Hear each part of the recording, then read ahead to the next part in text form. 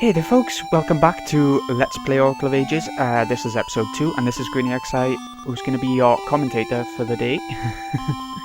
So, in last episode we found out that we need to go to the Maku Tree, who's a woman this time around, but we can't just go through the gate, we need to take the path right next to it.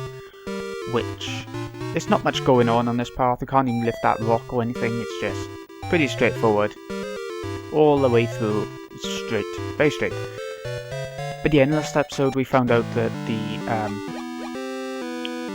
Emperor was being a bitch and was possessed. So not really being a bitch, but... And that Nevu is now being possessed herself. The very Oracle of Ages. I keep trying to say Oracle of Time, but it's not that. Varen, Sorceress of Shadows, has taken Nevu, the Oracle of Ages. She's disrupting the flow of the... from the past. Okay, I messed that up. She's trying to flood this world with the power of sorrow. We cannot give in to one of Emperor Heart. You must stop Varen, and soon. But to stop her, you'll need something. Oh, I love the Maku Tree in this one. Much better than the other one. The flower that makes her more girly, and I don't know, I just like her a bit more. Uh-oh. What's happening to her? I feel so weird. I'm vanishing. Something must be happening to me in the past. Help. You'll be seeing this concept quite a lot throughout the game, where things happen in the past that affect the present. And there we go, a dead Maku Tree. Well, Maku Tree? This is more of Varen's work. Link, you made it. Varen just leapt through this time portal. If we go back in time, we should be able to save Nevu and the Maku Tree. I'm coming, Nevu. I'm hoping in this episode we'll be able to make it all the way to the first dungeon, which is a bit of a feat in its own, but we'll do it. Here we go, we're in the past. We've made it to Labrina Past. Another one? First that guy with the weird hat appears, then you. Ever since that girl Nevu came, there's been all sorts of weird things going on. Yeah. Bye mate, I know you're a bit creeped out. Let's check the sign. Lina Village. We can't go across there because there's a hole and up above there's a dead end, so... Ah, the village has it hard with the construction of Queen Ambi's tower, but you've still got to spend time with the kids. Hey, nice one. Ah, how nice. Let's go in here. Can't go to the Maku Tree to see what's going on there. We need a shovel to get through these dirt pits. So what we're gonna do? We're gonna go across. And hopefully we will find... Where's it to? Down here. We need to go to the tower, we do. Yeah, here we go. This is Ambi's tower, currently being constructed. All we need to do is go through a little bit. Why she's constructing it, we won't know for a while. This is the entry to the tower being built to the heavens by the order of Queen Ambi. Here we go. At first, this tower was being built to guide Queen Ambi's love safely back from the sea, like a lighthouse, maybe. But ever since Nevu came, the sun sits high in the sky as if time itself has stopped.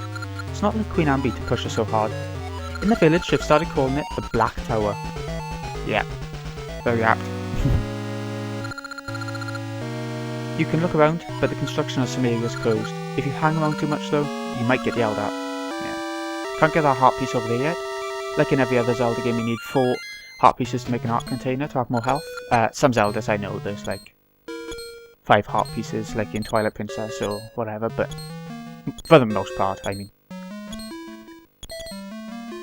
And we just need to keep on going until... Just seeing the effects, I think. That's the whole point of this little bit. Nevu girl appeared. Nevu has made the place horrible. And as we know, she's being possessed, so that's what's happening. Varen is really doing all this, trying to build the tower up. Here, you can have this shovel. You can use the shovel to move that dirt out of the way. Sure, we've got a shovel now. We've got another item. We're working hard on this tower. Help us out. We're going to get rid of the shield for the shovel. We're obviously not going to need the shield for a while. It's not that obvious, but we don't need it right now. And now we can get a certain heart piece. Yay. Let's head back to the town now. Yeah, okay. Ooh. That was luck. Yeah, you can find rupees and hearts, and sometimes you find an enemy when you're digging around. At least in Seasons you could, in Subrosia. So I'm assuming it's the same in this. Sorry, I got a fog in my thought. Very nice. Okay, we're gonna do something a little bit optional. I think it's in here. Yep. He's gonna tell us about the gash seeds. You plant them in little square patches and they grow over time and give you like rings or heart pieces and it all depends on how long you leave the seed there, I think, or how many enemies you defeat between when you plant the seed and when it grows.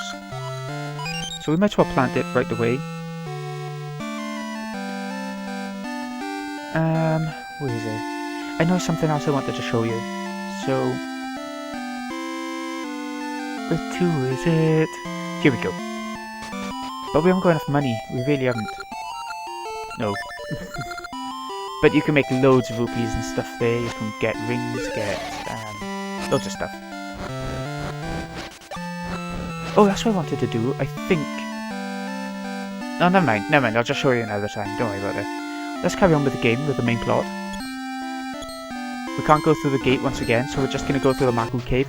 This time it's going to be very different though. It's going to be an actual dungeon, sort of like the Hero's Cave in Seasons. It's going to be a proper dungeon like that. Teaching us about the blocks, you can push them from any direction. Well, some can only be pushed in certain directions, but whatever. We need a key to go left, so we're gonna go right. These little blobby things, they jump on you and make it so that you can't swing your sword and can't walk properly for a while. We need to go right first, I'm pretty sure. Yep. To hit the button. Hit the buttons to make different things happen. Sometimes you need to put things on buttons to make the button stick down. Sometimes you just walk on it like we just did and it sticks down permanently regardless. Maybe when you leave the room they pop back up and need to do it again, I'm not sure. Here's a small key we needed for that other direction, so let's take that. Off we go, a bit of backtracking. Not very much, there's not too much backtracking in this dungeon to worry about. There was more in the Hero's Cave in Seasons, to be fair. Like I said before, I will be talking a lot about the Seasons game, so you might want to play that first or not. It's really completely up to you. It won't matter too much, I'm sure. Another heart piece per day, our second one already. We're getting them pretty quick, and we've already started with an extra heart container as well, so you know, it's pretty good. It's pretty good going. We're gonna have 5 hearts pretty soon. Shocking, just shocking. I think we're pretty much there now. I'll need to clear my throat, but it won't clear. I've tried loads of water. Right, here's what's affecting the Maku Tree in the present. This is what made it die. Varen was talking about, get him. So Varen sent these little minions off to kill the Maku Tree. To cause more sorrow, as is her whole point. A little sort of bit of music, I don't know why. Like the boxing ring music from Seasons. I really don't know why, but whatever. Makes it a bit more interesting, I suppose. Thank you. Who are you? Link? What a nice name. I'm the Maku Tree. You are brave. They said the Oracle of Ages convinced Queen Ambi to build a black tower. Maybe she made them attack me. Thank you for rescuing me. I'll never ever forget it. And I promise I'll repay you when I grow up. That's about all I can do. Aha. Okay, that'll make things easier in the present as well, because obviously we're doing this in the past, so the gate will be open in the present. We won't need to go through the Maku Path again. Remember, I will repay you when I grow up. Be sure to come see me. Okay. Dear, when I grow up, I'm gonna be your bride. Ah, this is just like Ocarina of Time with Princess Ruto. We're gonna get married again. I said it. Ah, she's like one of those little bimbo schoolgirls. Just blushing and everything. Cute. Cute. So let's head on in now that the gate is gone. And she's alive again. It's weird. It all seems so foggy. I'm forgetting so much. Oh, you're Link. Link. And now she's in love. Why are you here now? I've been waiting so long for you. Don't you remember? Hundreds of years ago. Link, you promised. So that was hundreds of years ago. When we go into the past. Bloody hell. When I grow up, I'll marry you. That's what you said, Link. 400 years I waited. Yeah, that's what we said. We want to marry you. I remember that. But I knew you won't forget about me. Our hearts are bound across time by a thread of... What? That's not why you're here? No, we don't want to get married. God, you're a tree. Won't you listen to me? We won't even be able to go on a honeymoon or anything. I suppose we could get like a couple of Hawaiian skirts and just enjoy ourselves around by here, but... You know, it just won't be the same. If one of impure heart gains the powers of shadows, this world will be covered in darkness. That's what this is about. To know the past is to know the present.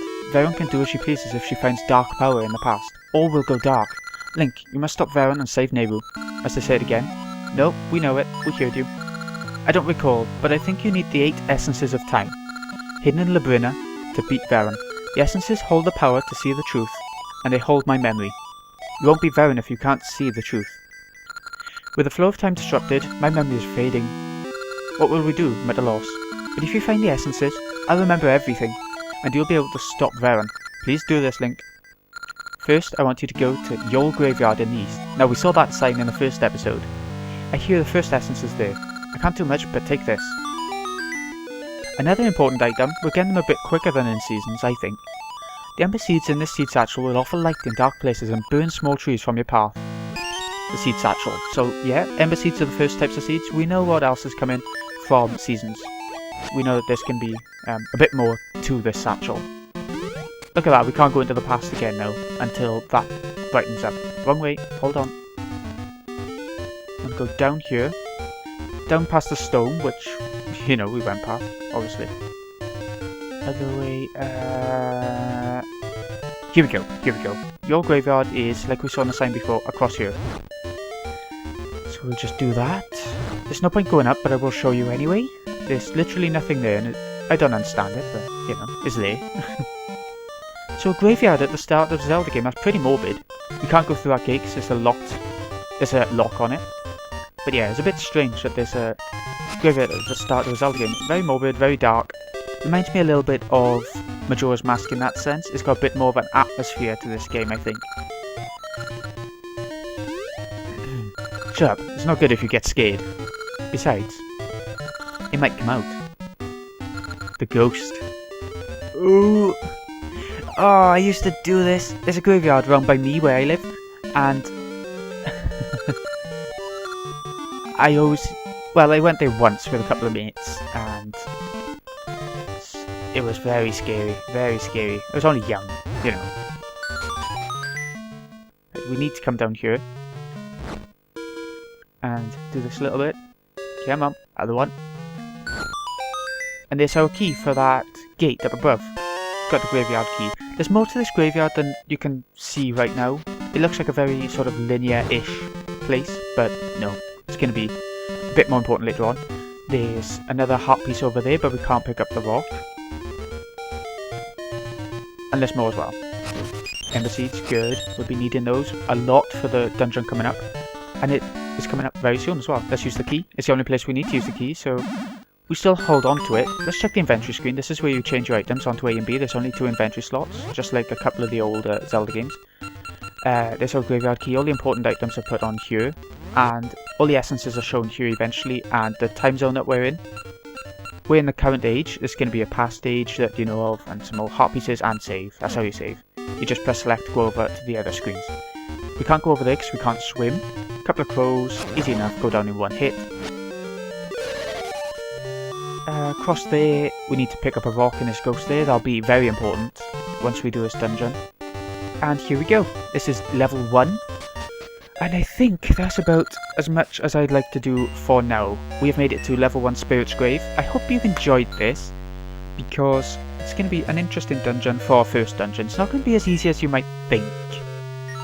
Anyways, this has been GreenXI. Hope you've enjoyed. See you again in the next episode when we take on level 1. See you in a bit.